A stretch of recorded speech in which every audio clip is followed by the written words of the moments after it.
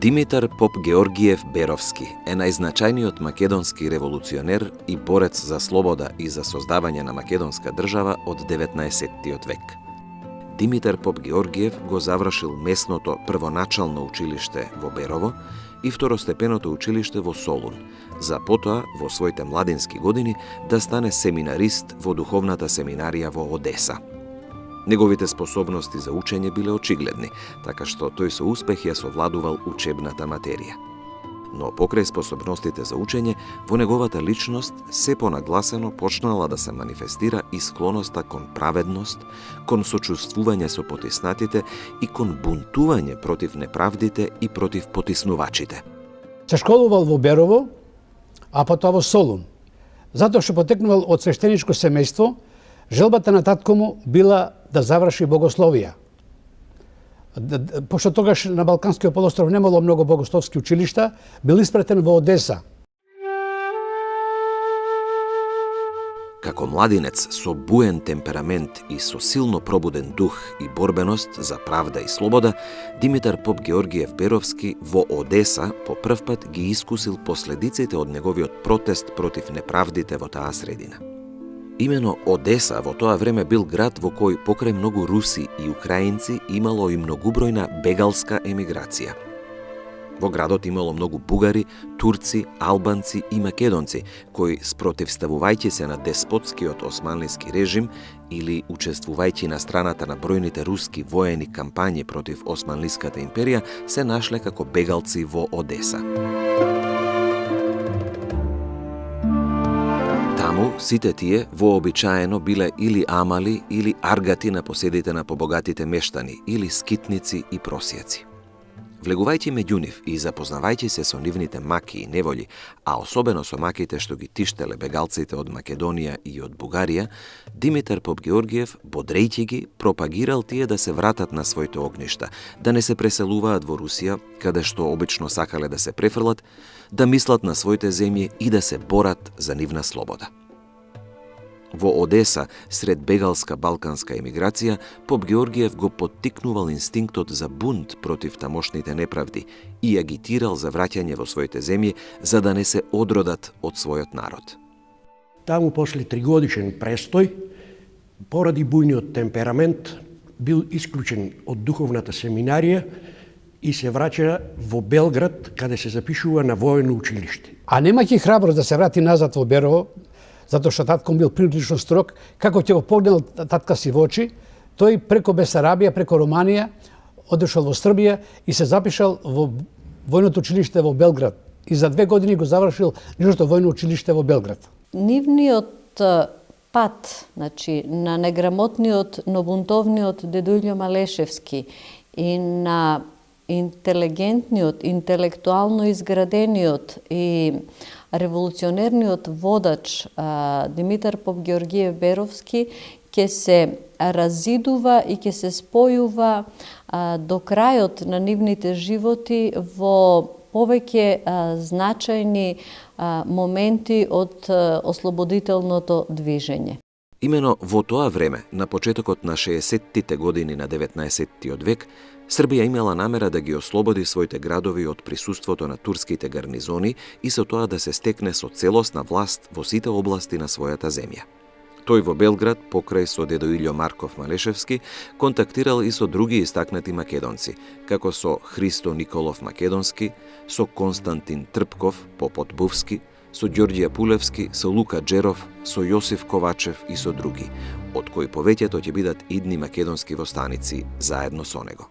После враќањето од Белград, Димитар Беровски е првиот учител, народен учител во Малешевијата, а исто така бил избран и за представник на народот пред турските и грчките црковни власти.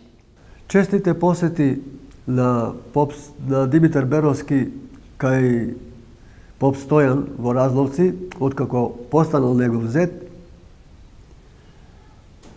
му допринеле да ја тој согледа целосната поставеност овде во селото, односите меѓу турскиот пољак Алиман и поп Стојан и да се одлучи Разловци да го избере како место кај што треба да се da se delува револуционерно, односно да се подготвува револуционерен настан. Димитар Поп-Георгиев веќе во тие години мислел на автономија на Македонија и на нејзино ослободување од турско робство. Во тој негов сон и порив, Димитар Поп-Георгиев на Македонија гледал како на земја која имала славно минато, силна држава и прочуени кралеви, какви што биле Филип II и Александар III Македонски. Македонија во далечното минато ја гледал како напредна и просветена земја, која го дала и Аристотела филозофот, а во негово време како опустошена и унижена земја, на беден и онеправдан народ. Поради тоа, Поп-Георгиев мечтаел сите своји сили да ги посвети на борбата за слобода на Македонија, на таа славна земја на Филип и на Александар Македонски и на Аристотел филозоф, како што подоцна во екот на македонското кресненско востание ќе напише во преамбулата на правилата на уставот на Македонскиот востанички комитет. Интересен е и фактот дека Димитар Поп-Георгиев Беровски припаѓал на тогаш распространетата идеја според која тогашните македонци, тие од тогашното актуелно време, биле потомци на старите македонци, кои пак биле исто така словени како нив.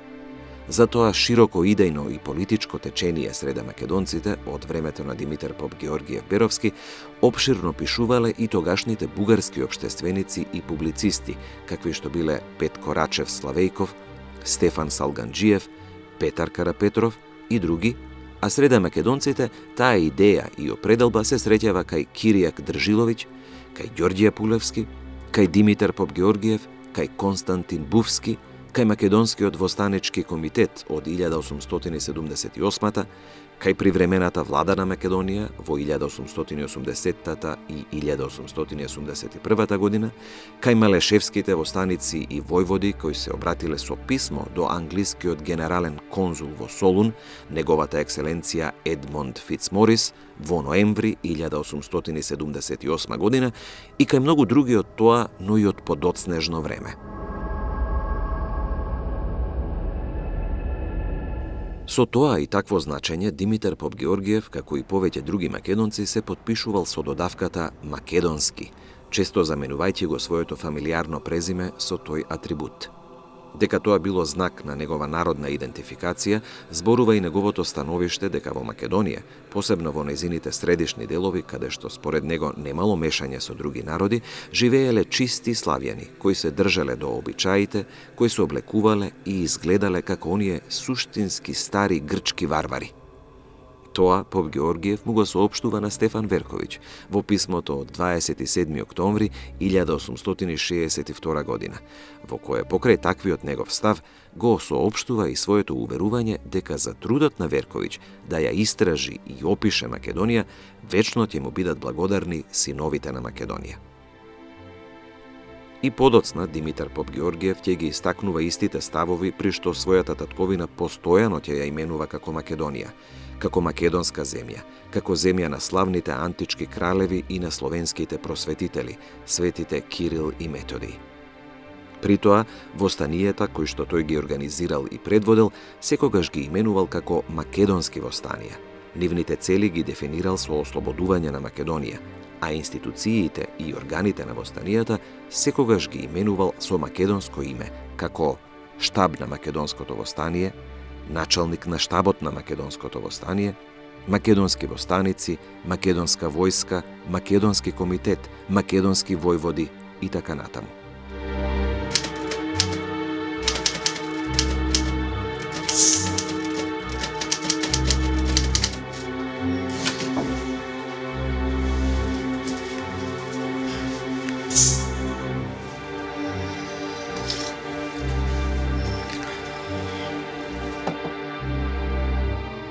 Токму таквата свест и идеологија на младиот Димитар Поп-Георгиев му овозможила веднаш повраќањето од Белград во родното Берово, некаде во 1865 година, јасно да ја насочи својата активност и јасно да ги постави потребите и барањата на неговите сограѓани, а подоцна и на неговите соотчественици, македонци.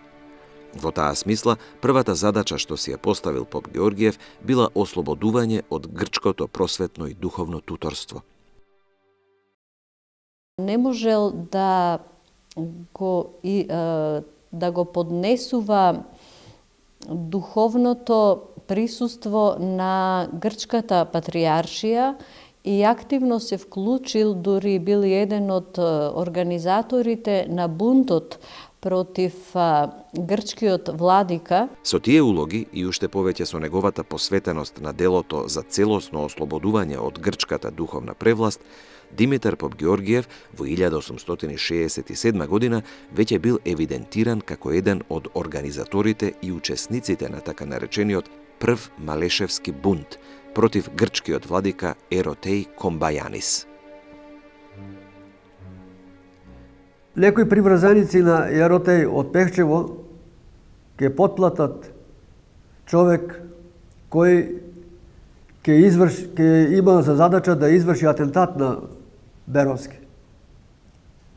Но успешно Беровски го избегнува атентатот и така продолжуваат неговите понатамошни активности.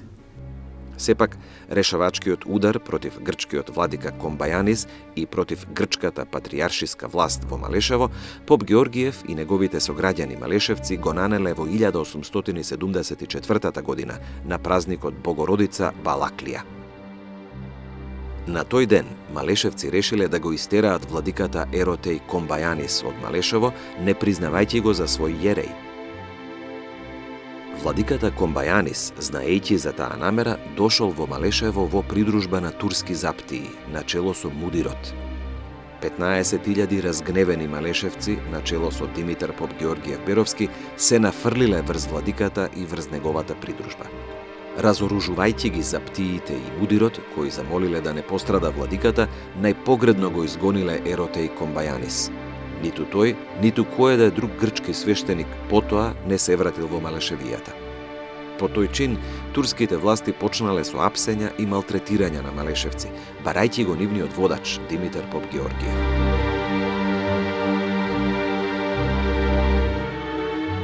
Како народен учител, представник на народот пред црковните власти, бил прогонуван и во Солун 1874 година формира еден кружок заедно со неговите браќа и други револуционери кои престојувале во тоа време во Солун и на идеја после бугарското априлско востание и босанско-херцеговачкото го организира првиот бунт или востание во селото Разловци 1876 година. Во Солун, минувајќи го времето илегално, Димитар Попгеоргиев се поврзал со повеќе македонци од други краишта на Македонија, кои имале исти или слични сваќања како него за црковното прашање во Македонија.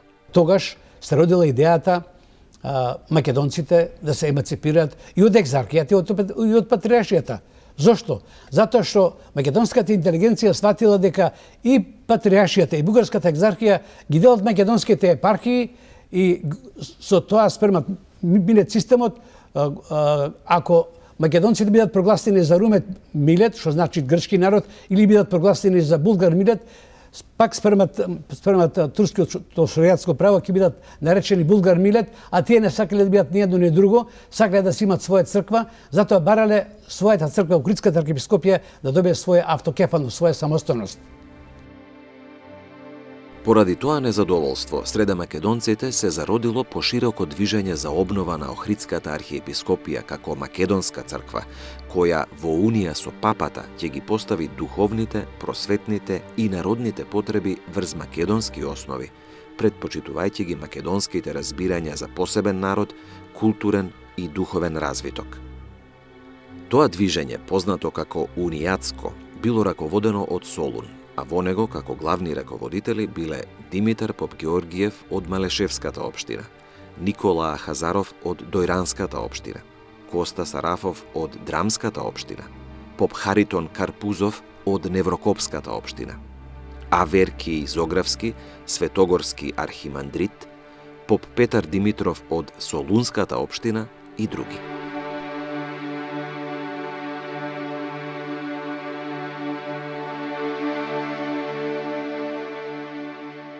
Го гледаме тука Димитар Попгеоргиев Беровски во борбата веќе за диференцирање на македонците од бугарите, бидејќи со грците веќе завршија до 70-тите години, се ослободија од грчката хегемонија, но веќе ова втора, блиска, сродна,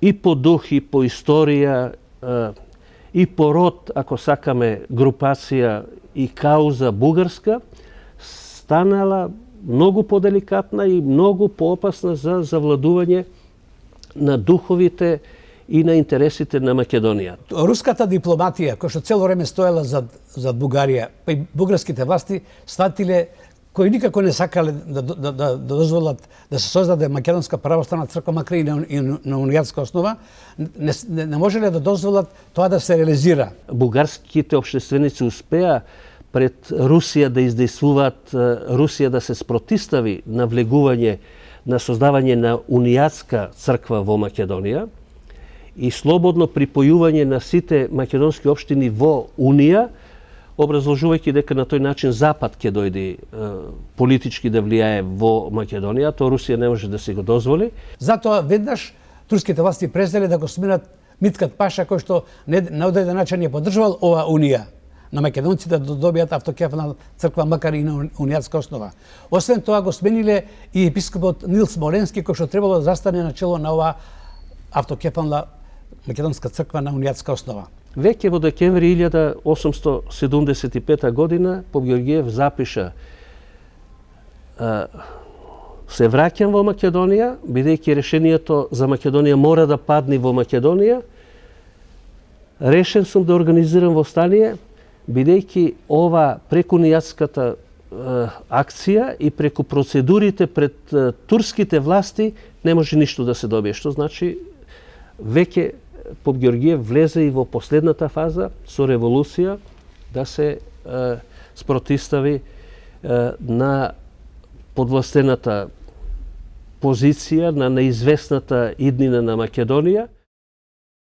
Меѓутоа, осведочувајќи се дека тоа било поопшто македонско движење, кое преку црковното издвојување имало намера да го издвои народното, националното македонско прашање од бугарското, Петко Рачев Славејков до екзархот Антим, а по неговата оставка во тоа време и до екзархот Јосиф, возбудено напишал: се родила во тукашните патриоти погубната мисла за наметнување на своето местно наречие и за своја особена македонска иерархија. Хидрата е разиграна на многу места во Македонија. Се внушува мислата дека тие не се бугари, туку се македонци, Александрови потомци.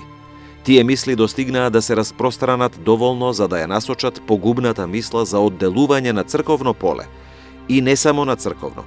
Искрено можам да ви кажам дека ако монсеньор Нил Смоленски се врати со Ферман, тогаш ќе се расклатат сите други македонски епархии и тогаш можеме да кажеме збогум Македонијо.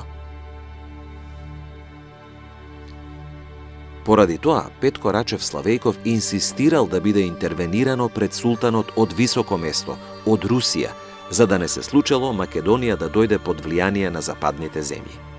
Русија, заради своји интереси, направила таква интервенција, а султанот, исто така од своји мотиви, да ја спречи македонската народна хомогенизација и стремежите на македонците за автономија, го одбил барањето на македонските општини.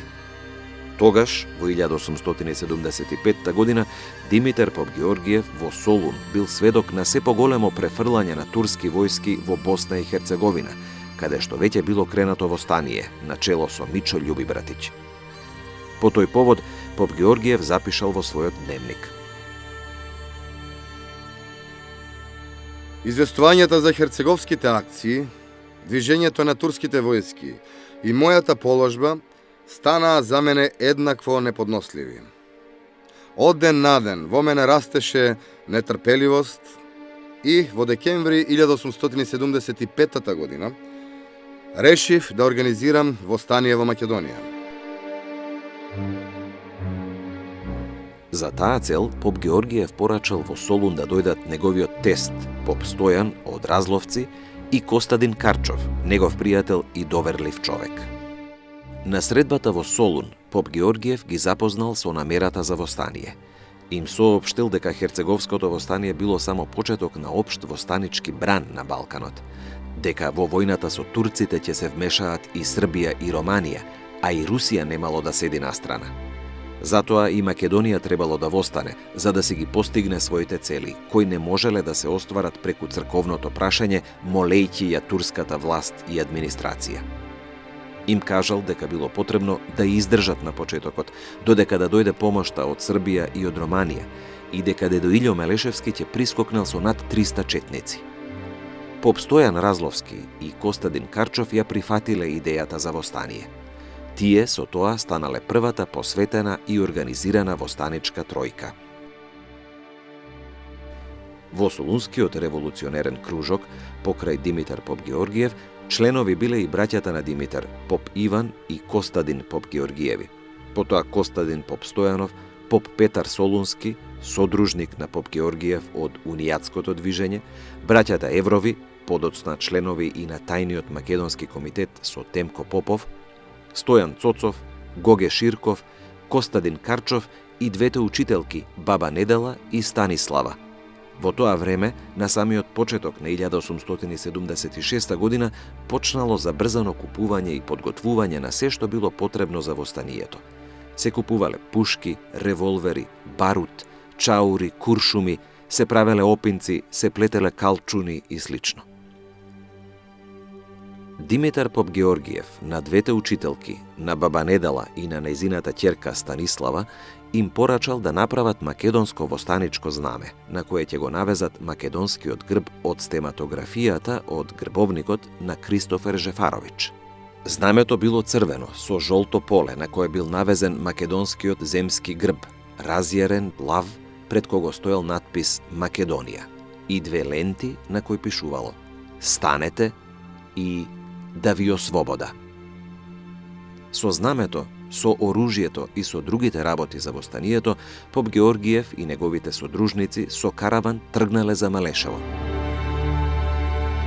Стигнувајќи на местото, се увериле дека и Поп Стојан, од своја страна, успеал да формира револуционерна конспирација, да воведе поголем број луѓе во подготовките, да набави оружје, барут, да формира револуционерни групи и да одржи советувања за идната борба.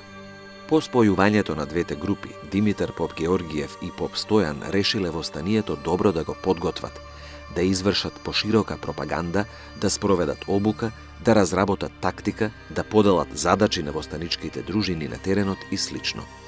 За таа цел формирале две помали чети кои требало да го обиколат Малешевско, Пијанечко, Виничко, Радовишко и Струмичко.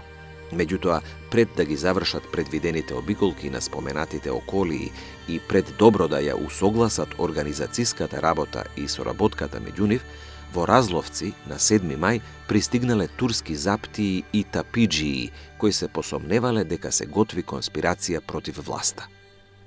Уапсиле десетина селани за да ги носат во Царево село и за да ги подложат на истрага. Над селото, во местноста Каладжерџево, на планината Средна, се наоѓале 30 вооружени селани заедно со Поп Георгиев и Поп Стојан. Провокацијата од турска страна била сериозна закана да биде разоткриена целата тајна работа и со тоа да пропадне востаничката акција пред таа и да започне. Тогаш било решено со курири да се известат околните села и Беровци и Владимировци, каде што имало поголем број приврзаници за востанието, утредента да ја чекаат четата на Поп Георгиев и да се приклучат на востанието кое веќе било објавено за 8 мај 1876 година. На планината Средна, во местноста Каладжерџево, на 7 спроти 8 мај, се собрале уште 30 вооружени востаници.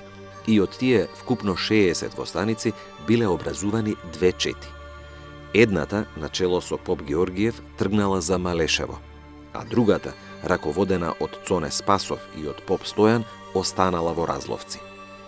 Дел од последната, 12 востаници, ги нападнале дојдените турци во селото, ги запалиле ановите и со тоа го започнале востанието познато како Разловечко востание. Дошло до воодушевување кај местното население. Местното население видело како сега македонскиот народ е спремен и турски глави да се колат.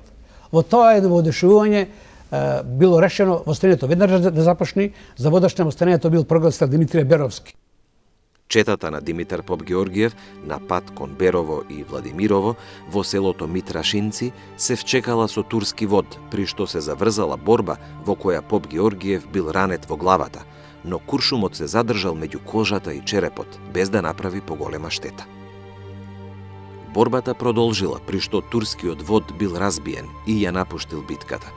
Попгеоргиев самиот си го извадил куршумот и спротивно на првиот план, а и поради доцнењето на четата на Цоне Спасов и на Поп Стојан, решил да се врати во Разловци и да види што се случува таму. Во Разловци битката со турците се развлекла, но и завршила, така што селаните од Разловци се повлекле во планината со четата на Поп Стојан и на Цоне Спасов. Со враќањето на четата на Димитар Попгеоргиев, двете чети имале судир со турски башибозук, дојден да го пали и да го плячка испразнетото Разловци. Во судирот пострадале 17 селани, а паднале и повеќе жртви од башибозук. Со споменатите акции на власта и станало јасно дека, слично како и востанијата во Херцеговина и во Бугарија, на востание се кренале и македонците, така што кон Малешево власта испратила покрупни единици од армијата за да го заобиколат Малешево и да го уништат востаничкиот оган во неговиот корен.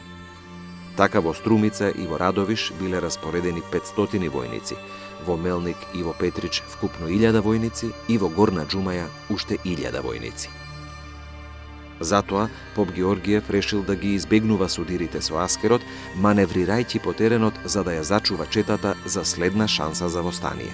Со таква намера Попгеоргиев тргнал кон Беласица, за Петричко и Мелничко, но таму, кај селото Стињак, бил пречекан од поголема група Аскер, доведена од братот на стињскиот поп, кој ја предал четата. По жестока битка, Попгеоргиев го пробил обрачот и се вратил кон Огражден, создавајќи представа дека се враќа за Малешево. Избегнувајќи или судирајќи се со потерите, сепак успеал конечно да се ослободи од нив и да тргне кон Ќустендил. Востанието траело кратко, но значено е што е прво кое е организирано во село, прво организирано востание во Македонија за ослободување од турска власт. И после тоа не престанува револуционерната активност на Димитар Беровски. Се префрла во Бугарија и таму го организира веќе по масовното, по значење, второ востание, кое во литературата е познато како Кресненско, но во сите документи било наречено Македонско востание. Пролетта 1877 година Попгеоргиев и четата се вратиле во Малешево, каде што исто така биле добро примени од селаните и биле запознаени со настаните по битките во Разловци, Митрашинци и Лаки во 1876 година. Дознале дека голем број малешевци, пијанчани, кочанчани, радовишани и струмичани биле малтретирани и мачени и дека затворите во Пехчево, Струмица, Ќустендил, Скопје, Серес и во Солун биле преполни со осомничени и дека голем број од нив биле заточени или обесени. Бугарската страна веднаш ја забележа личноста и намерите на Димитар Попгеоргиев Беровски, особено кога тој стана водач на Кресненското востание, па постојано укажуваше дека Димитар Попгеоргиев крои големи планови.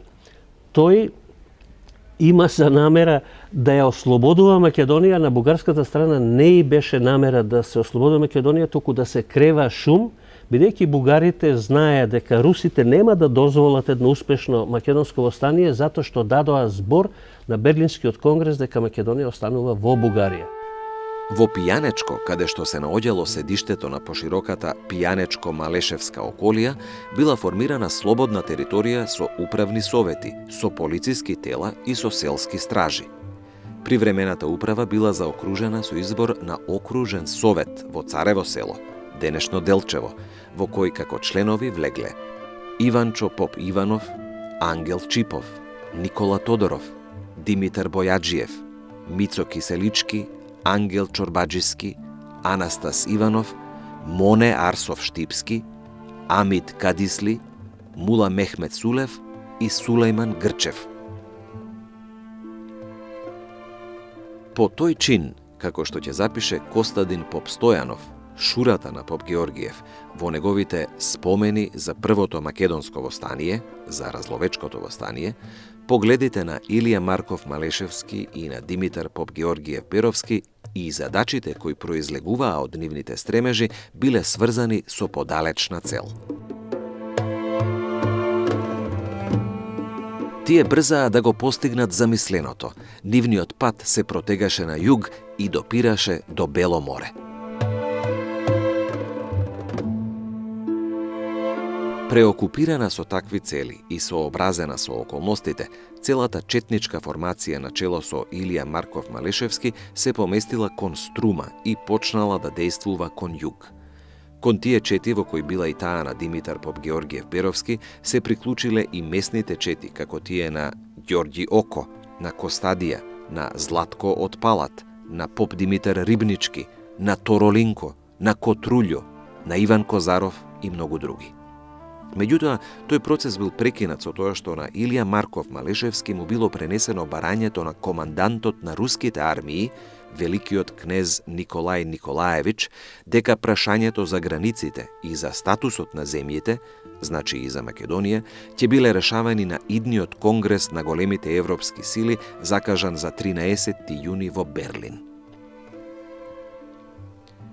Решенијата на тој конгрес биле познати кон половината на јули 1878 година, според кој Македонија и натаму останувала под власт на султанот, со тоа што ќе биле направени реформи во смисла на провинциски, на локални самоуправи и на правно подобрување на положбата на немуслиманското население.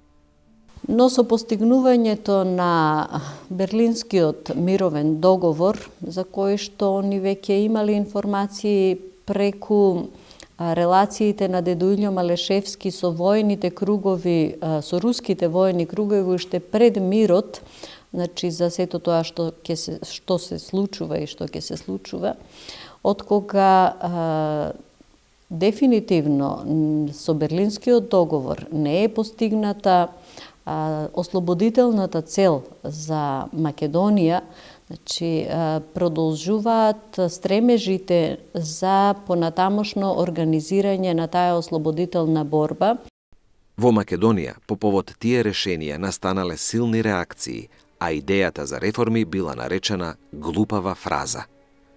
Во август 1878 година било решено есента да се крене општо македонско востание против турската власт во Македонија. По тие подготовки, востанието било објавено со нападот на востаниците на турскиот гарнизон во Кресна на 5 октомври 1878 година.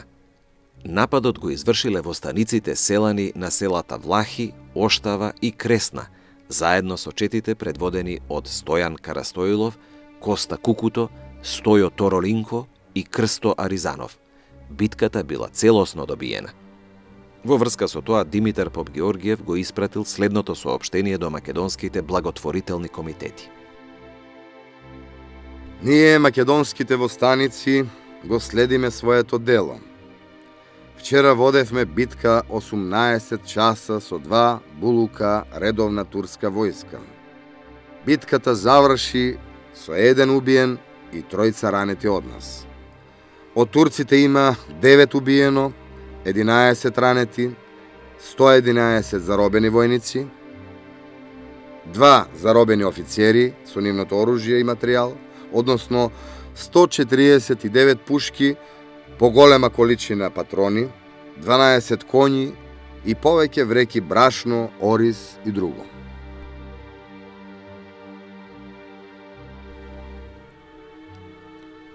При самиот почеток на востанието, Димитар поп Георгиев бил избран од востаниците и од војводите за началник на штабот на македонското востание.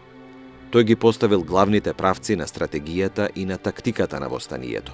Тие се состоеле во постапно и систематско ширење на востанието, во ослободување на територијата и во избор на востанички и цивилни органи на власт за секое место и за секој округ. Неговата мисла била поврзана со крупни планови, со ослободување на Македонија и со стекнување на автономија. Поради тоа, во ново формираното бугарско кнежевство не гледале со добро око на поп Георгиев и на неговите планови. Тие очекувале востанието во Македонија да представува еден вид протест против неприфаќањето на Сан-Стефанскиот проект од страна на западните европски сили. Тоа да биде спротивставување на божемното делење на бугарскиот народ во кој го вбројувале и македонскиот народ. Меѓутоа, ниту Димитар Поп Георгиев, ниту македонските востаници не сакале да ја пролеваат својата крв за кнежевството на бугарскиот народ. Тие се кренале за слобода и за автономија на Македонија, а не за држава на друг народ, па нека тој е и братски словенски народ. Тоа ги усложнило односите меѓу востаниците и спомагателните, благотворителните комитети во кнежевството Бугарија, формирани и помагани главно од македонските бегалски средини во Бугарија. Усложнувањето се јавило како резултат на тоа што бугарската водечка политичка и општествена средина никако не се помирувала со губењето на Македонија и со откажувањето од претензијата кон неа. Затоа тие формирале бугарски политички комитети, наречени Единство, меѓу кои главна улога играле Софискиот, предводен од митрополит Мелетиј, и Великотреновскиот, предводен од Стефан Стамболов, подоцна регент и председател на бугарската влада. Тие комитети не така тешко ги ставиле под своја команда благотворителните комитети. И не така тешко меѓу бегалската и емигрантска македонска средина во Бугарија нашле јаничари за својата политика. За таа политика, бугарските комитети, а посебно Софискиот комитет, начело со Мелетиј, се служеле и со странци, кои како доброволци се вклучувале или пак биле испраќани од бугарските комитети да се вклучат во востанието, како послушни инструменти на нивната политика. Во редовите на македонските востаници тие испратиле и странски елемент, како што ќе бидат неколку авантурџишки елементи на еден руски мајор Калмиков, на еден полски мајор Војткевич, кои што дошле во Македонија и потикнати од тие комитети формирани во Солун и во Велико Трново или во Кюстендил, поддржувани од ними, за да предизвикуваат шум и немири во Македонија и пред европската јавност да покажат дека Македонија е дел од Бугарија. Таа комитетска политика и тактика Димитар Поп Георгиев и другите македонски војводи ја оцениле како престапна во однос на светото народно дело и како поигрување и тргување со животите и со крвта на невиното население. Стоејќи на тие спротивни позиции, Димитар Поп Георгиев, како началник на штабот на македонското востание, и македонските војводи Стојан Карастоилов, Димитар Трифунов, Коста Николов, Крсто Аризанов, Иван Капчев, Ѓорѓија Пулевски, Орчо војвода, поп Костадин Бувски, Алекса Филипов и секретарот на штабот Карамфилов ги исклучиле и ја истерале од востанието Адама Калмиков и Луј Војткевич, како луѓе кои нанеле многу штети на ослободителното дело. По тој чин, целокупното раководење со востанието зависело од македонските челници, пошто тоа успешно се проширило во Џумајско, Малешевско, Мелничко, Драмско и Петричко, ослободувајќи 54 населени места со 32.000 жители. Во сите тие места биле избрани органи на народната власт, како и општо полициско началство, со задача да се одржува ред на ослободителната територија, да врши регрутација на востаници и да прибира средства за потребите на востанието. Поради се поголемата манифестација на внатрешниот македонски карактер на востанието и на неговите цели, зашто како главен го сметале Димитар Поп Георгиев, Софискиот комитет решил до минимум да се намалат доставките на оружје, муниција и пополни со доброволци и да се издаде наредба на послушните војводи странци да се нападне Разлог и Разлошко, при што специјално бил испратен и бугарскиот доброволец Братан Маринов со 12 четници. По тие судири, Димитар Поп Георгиев и македонските војводи сплотени околу него донеле ново устројство на востанието, со кое ги избришале сите улоги и позиции на странците во востанието, например и улогата на така наречен атаман, еден вид воен командант на востанието што дотогаш ја имал Адам Калмиков, и потоа направиле нов распоред на одделенијата и на војводите, при што за главен војвода бил избран најавторитетниот македонски војвода Стојан Карастоилов. Востанието напредувало и одолевало на нападите на турската војска, меѓутоа не мирувала ниту бугарската страна. На 23. октомври 1878 година го викаат поп Георгиев во Џумаја да ги објасни решенијата за исклучување на Калмиков и Војткевич од востанието. Македонските војводи не го пуштаат, бидејќи слутат завера. Наместо поп Георгиев оди војвода Филипов, но комитетот инсистира да се појави поп Георгиев. Тој на 30. октомври 1878 година решил да оди за Џумаја, надевајќи се дека ќе ја разјасни штетната дејност на Калмиков и Војткевич и дека ќе најде на добросовесност кон борбата и жртвите на македонските востаници, не знаејќи при тоа за одлуките и наредбите на Софискиот комитет. Во Џумаја, поп Георгиев бил безобзирно нападнат од комисијата и наклеветен од Калмиков и Војткевич. При тоа му било соопштено дека е сменет од функцијата началник на штабот, како не баре да бил поставен на таа функција од Софискиот комитет. Гледајќи дека станува збор за узурпација на македонското востание од страна на оние од кои се очекувала помош и добросовесност, без да се мешаат во самото востание, Димитар поп Георгиев се спротивставил на решенијата на Софискиот комитет, но при тоа бил соочен со ризик по сопствениот живот. Меѓутоа, од срам кон делото на поп Георгиев, сепак Џумајскиот комитет не се решил да го уапси, ниту пак да го загрози водачот на македонското востание, но само решил да го оневозможи да се врати на востаничка територија. По тој чин, војводите и востаниците почнале да го напуштаат востанието, насетувајќи завера. Наскоро, на подмолен начин, бил убиен Стојан Карастоилов и биле загрозени неговите приврзаници, со што востанието тргнало по удолнина.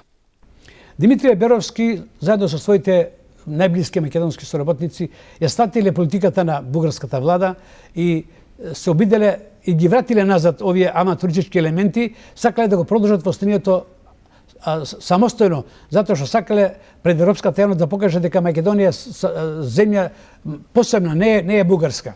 Меѓутоа, во тоа не можеле до крај да се искажат или да тоа нешто да го реализираат, затоа што овие комитети, особено комитетот Софиски, се уфрлил во јадрото на востанието и во една темна ноќ го убиле првиот војвода на спиење со неколку негови востаници, Карастоилов, а Димитрije Беровски, после повеќе перипети, го натерале да оди најпрво во Кјустендил, а потоа во Горна Џумаја и на два пати да биде заробен затворен. Во меѓувреме, Димитар поп Георгиев успел да дознае за трагичниот тек на востанието и со писмо се обратил до Натанаил Охридски, кој ја играл улогата на општ раководител на востанието, признат и од бугарските центри како таков и почитуван и од востаничките институции. Во тоа писмо, поп Георгиев му соопштил дека до неговото заминување востанието го оставил победоносно и раширено во 5 окрузи, дека сето тоа било негово дело и дело на македонските војводи и востаници, и дека сега, за чудо големо, странците играат театар со светото народно дело. При тоа, поп Георгиев побарал од Натанаила Охридски помош за да се врати во востанието и да се обиде да ја поправи состојбата. Слично писмо упатил и до Џумајскиот комитет. И Натанаил Охридски и Џумајскиот комитет по 3-неделно отсуство му одобриле на Димитар поп Георгиев да се врати во востанието, но не како началник на штабот и не на левата страна на Струма, туку на другата, во така наречениот Каршијак, како четоводец. Неговиот авторитет и посветеност кон делото одново го оживеале востанието. Селаните се вратиле во востанието, војводите се прибрале. Поп Георгиев изработил ново устројство, поставил селски стражи, биле избрани старешински совети, бил избран војвода Златко од село Палат за капетан и судија за сите села од Каршијакот и бил усвоен правилник по кој ќе се раководи војвода Златко во својата работа. Била формирана востаничка војска од 600 души, во 3 табори од по 200, покрај четите кои се приклучиле кон поп Георгиев. Тие промени, начело со поп Георгиев, ја обновиле надежта во успех на делото, така што биле постигнати големи успеси во борбата со турците на таа страна на Струма. Така, например, во битката кај село Лебница била разбиена група од 400 турски војници. Тие вести од востанието, меѓутоа, за бугарските кругови и лакеи биле знак дека поп Георгиев одново почнал да крои големи планови надвор од нивната политика и тактика за востанието, тоест надвор од нивната манипулација со истото. Па затоа тој пат решиле да го уапсат и да го затворат и конечно да го отстранат поп Георгиев од востанието. Тоа и го сториле, го уапсиле и го затвориле поп Георгиева во Горна Џумаја. Со тоа му ставиле и крај на големото македонско востание од 1878 и 1879 година. Во тој период Димитар поп Георгиев се населил во Ќустендилско, во село Долна Грашчица, бидувајќи блиску и дружејќи се редовно со дедо Илјо Мелешевски. Подоцна, кога се формирала тајната македонско-одринска револуционерна организација, Димитар поп Георгиев соработувал со Гоце Делчев.